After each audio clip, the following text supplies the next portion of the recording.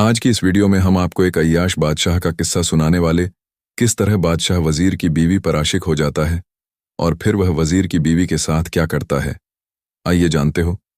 इस वीडियो में तो वीडियो को आखिर तक जरूर देखें, साथ ही वीडियो को लाइक और हमारे यूट्यूब चैनल परी वॉइस को सब्सक्राइब कर लें। सुबह का सूरज अभी पूरी तरह आसमान पर नहीं चढ़ा था कि शाही महल की दीवारें गुलाब और चमेली की महक से भर चुकी थीं। बागे सुल्तानिया के गुलों की ताजगी महल के अंदरूनी हिस्से में फैल चुकी थी। बादशाह अहमद मीर खान अपने दीवान खास में तशरीफ फरमा थे, जहां वजीर आजम सुल्तान भी हाजिर था। अहमद मीर खान एक आला दर्जे का हाकिम था, जाहिर में इंसाफ पसंद, मगर दिल के किसी गोशे में नफसानी ख्वाहिशात की एक खामोश आग सुलगती रहती थी। वो अपनी रियाया के सामने अपने आप को दीनी, दानिशमंद और रहमदिल साबित करता था, लेकिन महल के पर्दों के पीछे एक दूसरा ही चेहरा छुपा था।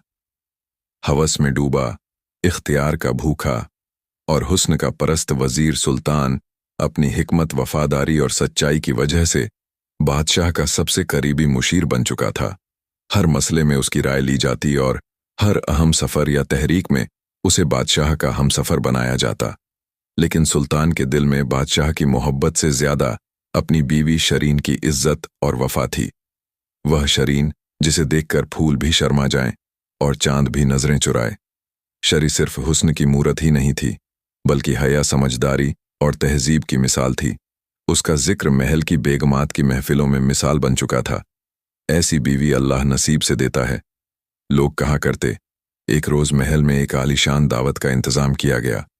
इस दावत में रियासत के तमाम उम्रा वजरा मुशीर और आला अफसरान को अपनी अहलिया के साथ तशरीफ लाने की दावत दी गई थी। हर तरफ रोशनी, कशिश और रौनक थी।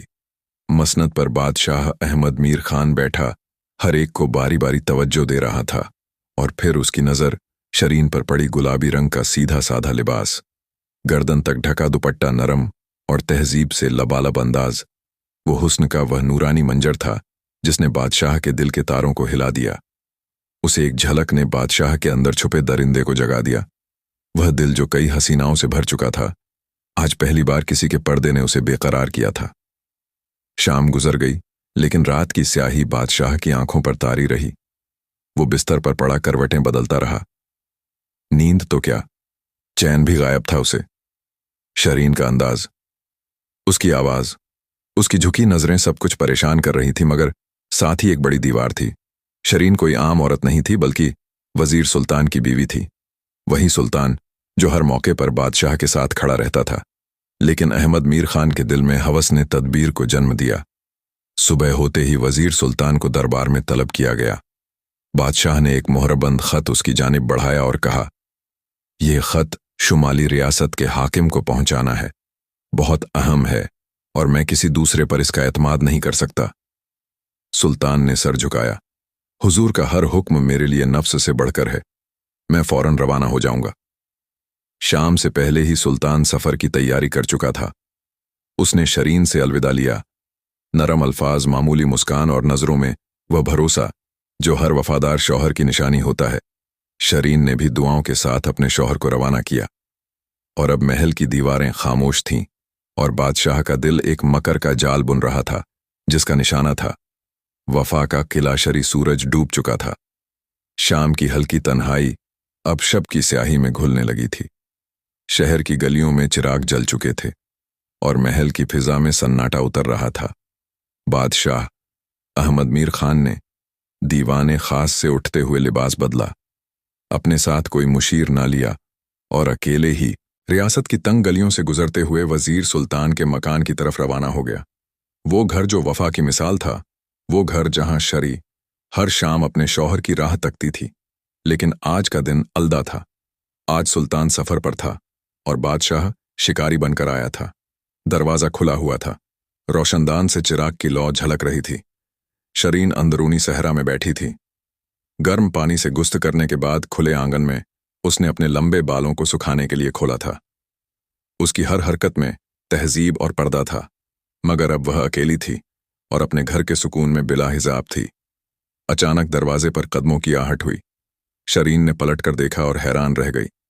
बादशाह अहमद मीर खान, वो ताजदार ए रियासत जो कभी बगैर इत्तला के किसी के घर नहीं जाता, आज चुपचाप दाखिल हो चुका था।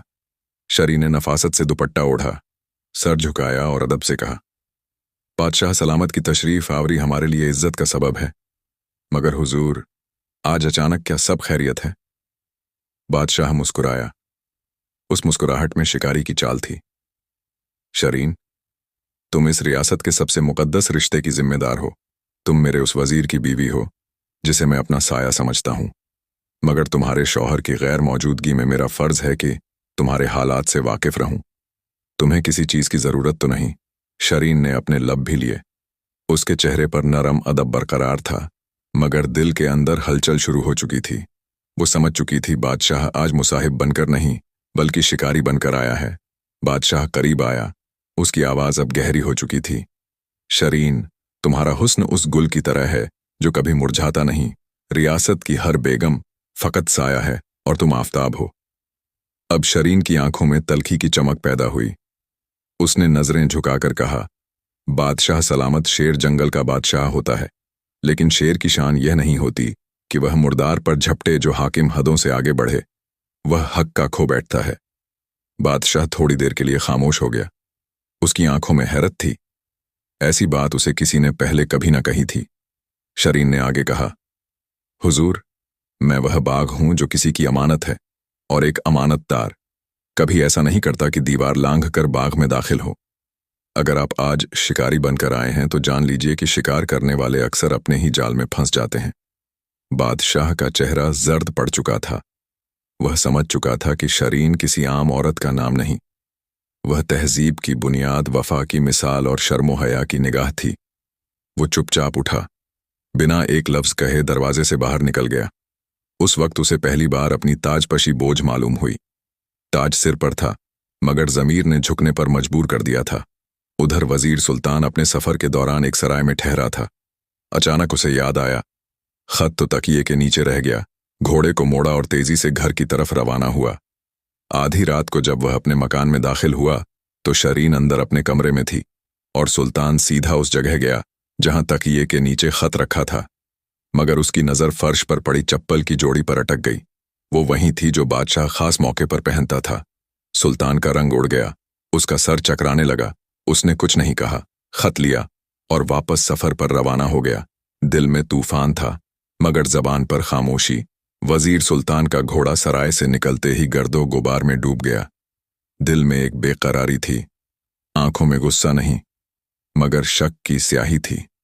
बादशाह की चप्पल का पलंग के नीचे होना मामूली बात नहीं थी। वो हर हाल में अपनी बीवी की सच्चाई जानना चाहता था, मगर तसल्ली से तहजीब से रात के अंधेरे में सफर फिर से शुरू हुआ। दिन चढ़ते चढ़ते वह फला रियासत पहुंच गया और बादशाह का खत वहां के सुल्तान के हवाले किया। वहीं एक दिन कयाम करके लौटने की तैयारी की। दूसरी जानिब महल में बादशाह अहमद मीर खान बेचैनी में घुलता जा रहा था। शरीन के अल्फाज उसके कानों में गूंजते रहे, शेर मुर्दार नहीं खाता। उसने शरीन के हुस्न से ज्यादा अब उसकी हया से मोहब्बत महसूस की, मगर सच्चाई यह थी कि वह एक हाकिम था जिसे दुनिया सिर्फ ताकत से पहचानती थी, इज्जत से नहीं दरबार में। जब वजीर सुल्तान वापस आया तो बादशाह ने हमेशा की तरह मुस्कुराहट से उसका इस्तकबाल किया और कहा, सुल्तान, तुमने मेरी उम्मीद से बढ़कर वफादारी दिखाई। ये 100 अशरफियां तुम्हारे ईमानदारी का इनाम है। सुल्तान ने सर झुकाकर अशरफियां ली, मगर नजरें अब भी झुकी हुई थीं। उसके लब खामोश थे, लेकिन दिल एक फैसला कर चुका था। अगले ही दिन वह बाजार गया। अपनी बीवी शरीन के लिए बेहतरीन लिबास, जेवरात और घर का सामान खरीदा। किसी को कुछ बताए बगैर सीधा घर पहुंचा और कहा, शरीन तैयार हो जाओ, आज हम तुम्हारे मायके चलेंगे। शरीन हाँ, मगर सर झुकाकर कहा, जैसे हुक्म मेरे सरताज का। जब वह अपने बाप के घर पहुंची तो घर वाले वजीर सुल्तान और अपनी बेटी को देखकर बेहद खुश हुए। सुल्तान ने हंसते हुए कहा, मैं चाहता हूं शरीन कुछ दिन अपने वालिदैन के पास रहे और उन्हें अपनी खुशियां दिखाए। यह तोहफे बादशाह ने भेजे हैं। शरीन ने कुछ न पूछा, बस मुस्कुराई और मायके में रह गई। वजीर चुपचाप वापस अपने घर चला आया। वशत बीता। एक हफ्ता, फिर 2, फिर पूरा महीना। न कोई खत, न कोई पैगाम। शरीन के मायके में बेचैनी फैल गई। माँ ने कहा, बेटी, यह खामोशी तूफान से पहले की नहीं होनी चाहिए। शरीन ने कहा, अगर मेरे शौहर के दिल में कोई बात है तो वह जरूर किसी दिन कहेंगे जब वह चाहेंगे। आखिर एक दिन शरीन के भाई कमर और सलीम सुल्तान के पास पहुंचे।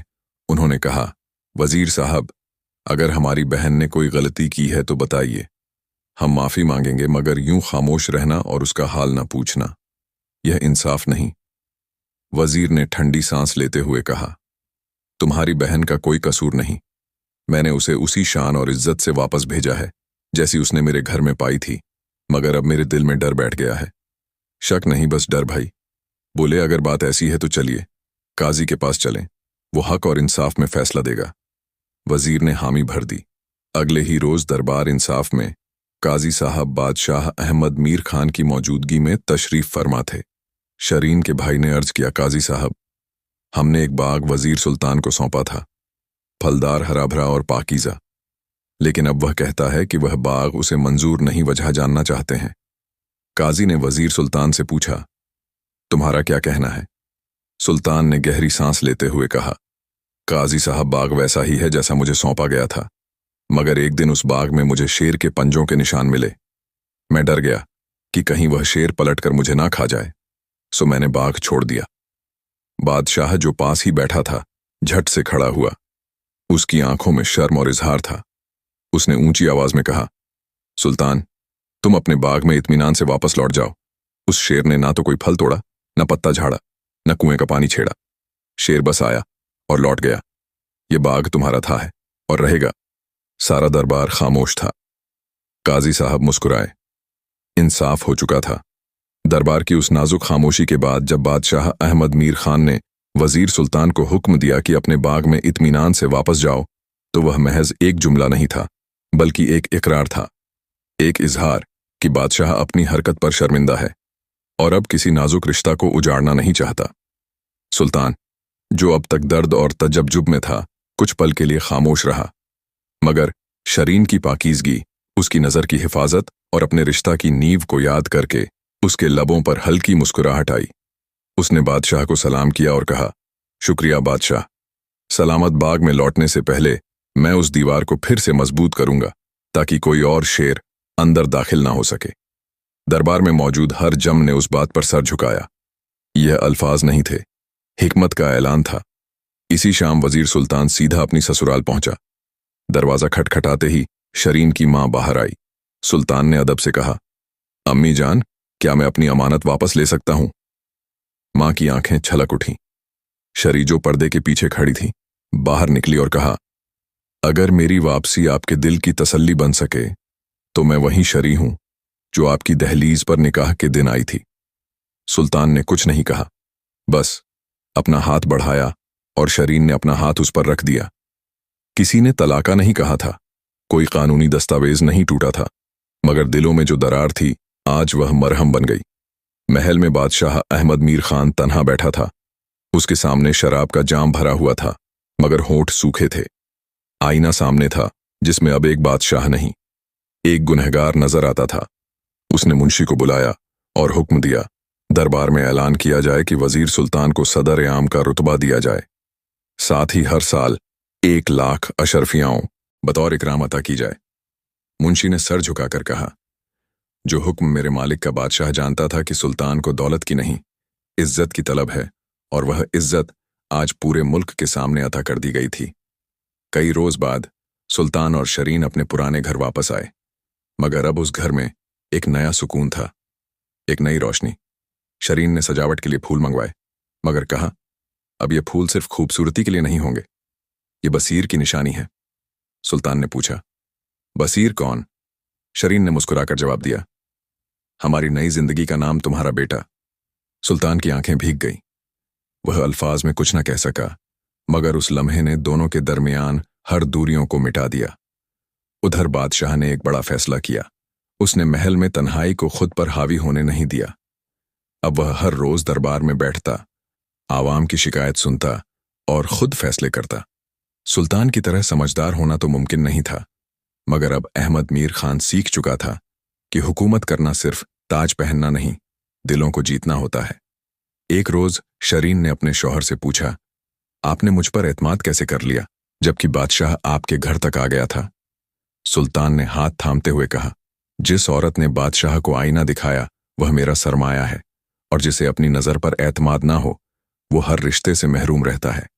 और फिर एक रोज़ जब सुल्तान अपने बेटे बसीर को गोद में लिए शरीन के पहलू में बैठा था तो उसने आसमान की जानिब देखकर दुआ की, या अल्लाह हिफाजत कर उस बाग की जिसमें हया का पानी हो, वफा की मिट्टी हो और दीवारों पर भरोसे की ईंटें जड़ी हों। वक्त की रेत पर हर कदम अपने निशान छोड़ता है। अहमद मीर खान के दिल पर शर्मिंदगी के जो नक्श उभरे थे अब वह धुंधले नहीं हो रहे थे, बल्कि हर दिन गहरे होते जा रहे थे। एक बादशाह के ताज से ज्यादा वजनदार था वो बोझ जो उसके जमीर पर था।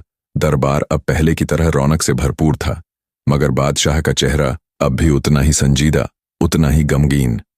एक रोज शाम के वक्त बादशाह तन्हा अपने महल के बगीचे में टहला कर रहा था। उसके कानों में गूंज रही थी, शरीर की वह बात, शेर मुर्दार नहीं खाता। उसके कदम रुक गए। अपने वजीर सुल्तान की वफादारी और बीवी की हया का तसव्वुर उसे चैन नहीं लेने दे रहा था। उसने अपना वजीर आजम तो वापस पा लिया था, मगर उस रिश्ते में अब जो अदब पैदा हो चुका था वह पुरानी नजदीकी का मुतबादिल नहीं था। उधर वजीर सुल्तान भी अपने घर में चैन की जिंदगी बसर कर रहा था।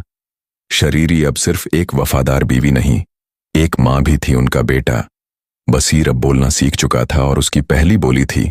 अब्बा सुल्तान ने जब यह लफ्ज सुना तो उसके चेहरे पर ऐसा नूर छा गया जैसे किसी दरवेश को रूहानी सुकून मिल गया हो। मगर शरीन के दिल में एक तसव्वुर अब भी चुभता था। वह बादशाह की मौजूदगी, उसका ताकत का इस्तेमाल और सुल्तान की खामोशी।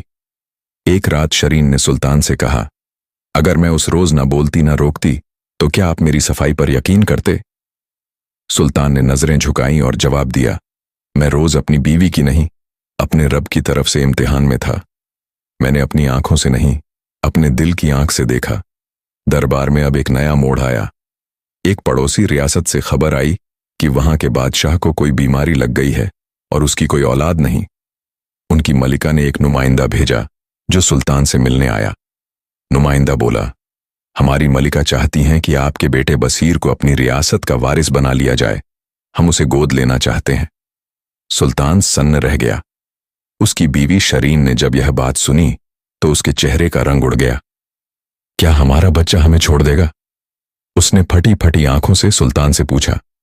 सुल्तान ने कहा, बाजी यह तकदीर खेली जा रही है शरीन, मगर जवाब हम ही देंगे।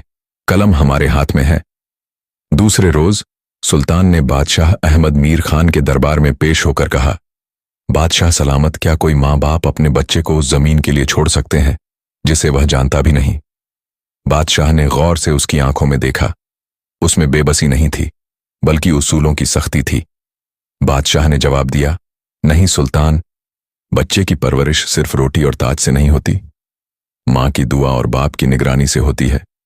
मैं यह पेशकश खुद ठुकरा देता हूं। मगर यह वाकया बादशाह केज में एक और सवाल छोड़ गया। उसने अपने वजीर से दरख्वास्त की, सुल्तान, अगर मेरी कोई औलाद नहीं तो क्या मैं भी किसी को अपना बना सकता हूं? सुल्तान ने जवाब दिया, बादशाह सलामत, औलाद गोद नहीं ली जाती, दिल में बसाई जाती है। अगर आप किसी की तालीम, उसकी परवरिश, उसके फिक्र की जिम्मेदारी ले लें तो वह आपका हो जाता है। और आप उसके बादशाह की आंखें नम हो गईं। उसी शाम बादशाह ने अपने महल के मदरसे में एक फरमान जारी किया। हर यतीम बच्चे की तालीम का खर्च, हर बेवा औरत की मदद का इंतजाम और हर बेघर के लिए एक छत का बंदोबस्त अब शाही खजाने से होगा।